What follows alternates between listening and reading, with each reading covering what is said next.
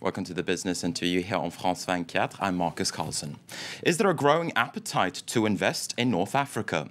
A little over a year ago, Tunisians toppled their president, inspiring a wave of protests across the region. But as the hopes of democracy grew, investment in countries like Tunisia, Egypt and Libya fell off a cliff. In today's program, we're asking if international investors are on their way back, and we're honing in especially on American businesses. Joining me here in the studio is Jose Fernandez. He's the Assistant Secretary for Economic and Business Affairs at the U.S. State Department, and in that capacity, he oversees U.S. trade and investment policies. Welcome to France 24, Mr. Secretary. Thank you for having me, Marcus. It's a pleasure to be here. You're just passing through Paris from a forum in Morocco that brought together businessmen from North Africa as well as from the United States. Is there a lot of interest among American businessmen to invest in the North African region? There are a number of entrepreneurs from the United States that are looking at the region, and that's one of the reasons that we decided to start what we call the North African Partnership for Economic Opportunity. It's something that we started in November of 2010. We began it with a conference in Algiers with about 300 entrepreneurs. This year, if that's an indication, we had almost 600 participants in our second conference in Marrakesh. And there is interest. There's also obviously a lot of concern over a number of issues that we talk about to governments. But I think what people are seeing is that there's a great amount there's a great vitality, there's a great business interest on the part of especially young Moroccans, young Tunisians, young Algerians, and our entrepreneurs, which is really what we were focusing on. Our entrepreneurs are looking for ways to become involved, either by mentoring, by investing, by partnering, or by finding other ways to work together with these entrepreneurs to do two things that as you know, led to the Arab Spring. One is to create more employment. Youth unemployment in the Maghreb is high, 15%. In general, even higher among the young people, and also to create more opportunity, more hope. And so that marries well. But as you say, that the unemployment situation, for instance, is a sign of how difficult the economic situation is in North Africa. How would you characterize the investment climate across that region at this stage? Well, you know, our companies in Morocco have done quite well.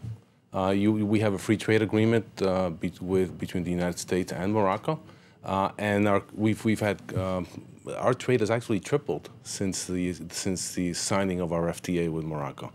With Algeria, there's a lot of trade, most of it in the oil sector, but there are opportunities. There are opportunities in the agro industries, in energy, in a number of other industries, in IT, where our companies are interested. But you're saying that your American businesses are looking at Morocco as well as Algeria. Those two countries, of course, they're where we did not see these uprisings or massive uprisings against their own regimes. What's the situation like in Tunisia and in Egypt and Libya? No, we're also looking at those countries very, very much. In fact, my bureau sent someone a couple of months ago to look at the opportunities in Tunisia, and they came back saying that there were a number of opportunities, for example, in franchising. American franchises were unknown in Tunisia, and now what we're trying to do is to create more interest among American franchises, and also through the Overseas Private Investment Corporation to look for ways to finance Tunisian entrepreneurs who want to open up American franchises as a way to create jobs, create more opportunity, and franchises are also a way for countries to advertise themselves to the outside world. So we're focusing on Tunisia. In Libya, we have been leading a number of calls with American businesses in the last few months. There's a great need for infrastructure in Libya. And there was a need for infrastructure before the Libyan revolution. There's even a greater need now for roads, for power plants, for water. And our companies are very, very keen. And one of the things that I intend to do in the next couple of months is to take a group of American companies to Tripoli to try and catalyze that interest even more. When I've been speaking to investors, though, they're looking at this area at the moment. They're still in a sort of wait-and-see kind of mode, but they are still looking at this area. They say, though, that, for instance, one thing that they're looking at is the legal framework in these different North African countries. You're a lawyer yourself. Do you think that these different governments are actually making strides towards more rule of law in their respective countries? Well, as we go around North Africa, we continue to repeat ourselves. One of the things we talk about are clear regulations, stable investment climate, the need to find ways to attract investors with laws that are easy to understand. That's something that we talk about all the time. And do your counterparts in the North African countries, do they actually listen, though? Of course they listen. They listen, but these are countries, these are developing countries. These are countries that have difficulties in, oftentimes, in passing the right legislation simply because they may not be aware of what the needs are. So what we try to do is to say, look, we are familiar with what U.S. investors want, not just U.S. investors, but foreign investors in general. This is what they need. And this is something that will benefit the country as well. So you ought to be passing this kind of legislation. That takes time. If this were easy, it would have been done already. But it's emerging markets everywhere have a need to create a level playing field, clear regulations, stable investment climate, and that's something that we talk about at all times. And not only talk about, but we find ways to cooperate with these governments, either by providing technical assistance, bringing experts, so on and so forth, to help them as they decide to do this, because they want to do this. They know they need to do it, and it's just a question of implementation. But as you say, though, there's still some way to go in the North African countries. Are you, at this stage, recommending American businesses to go in? One of the beautiful things about my job is that I do not recommend investments. I used to do that in my previous life. What I am saying, and I say it all the time, is that there are great opportunities.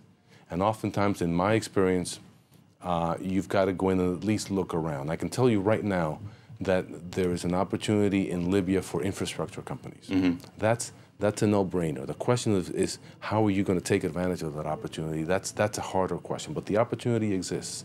In Tunisia, it's a very well-educated population. They can work on IT. They can work on call centers. There's a number of opportunities there. So the opportunities are there. How you implement those opportunities, how you take advantage of those opportunities, is something that each company is going to have to decide by itself.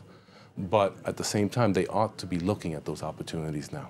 But do you think realistically at this stage, though, that serious investors, that they will go in, let's say, in the next year or two, or do you think that we're looking at the longer term here? I have no doubt that serious investors, and by that I mean not the Wild West kind that are going to go in and try and take advantage of an uncertain opportunity, but I have been hearing from serious companies that we would all recognize, who are interested, who are looking at North Africa, who are looking at what's happened in that part of the world as part of their overall investment strategy. Don't forget, in a place like Tunisia, for a company like an American company that wanted to stay in a narrow path and be clean and be transparent, it was very, very difficult to go into Tunisia. So that's a place that in some ways is terra rossa for American companies. So yes, there are opportunities. They will be cautious, and they should be. But my job is to do two things. One is to point out the opportunities, and secondly, to help the countries attract those opportunities. Right. Well, I have an American or high-level American official in the studio. I just wanted to ask you how you would characterize the global economy at the moment, seeing the Eurozone debt crisis and also seeing that your own economy, the American economy, seems to have turned a little bit of a corner.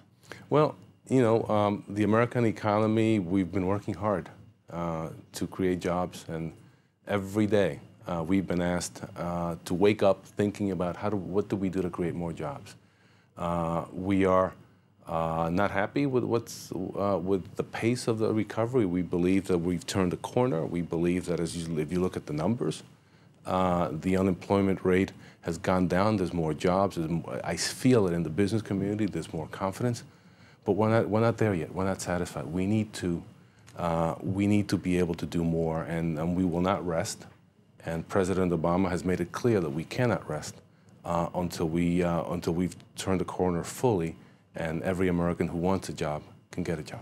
But what's the attitude within the Obama administration when it comes to Europe and the Eurozone? Are you Americans, are you looking across the Atlantic and sort of shaking your head about all of the negotiations and the talks and the waiting when it comes to the Eurozone debt crisis? Well, I think every region is different.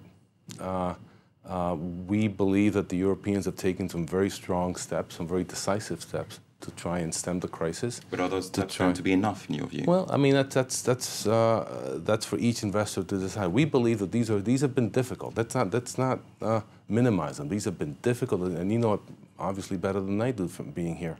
These have been difficult steps to try and strengthen banks, to try and stem the crisis, to try and restore investor confidence.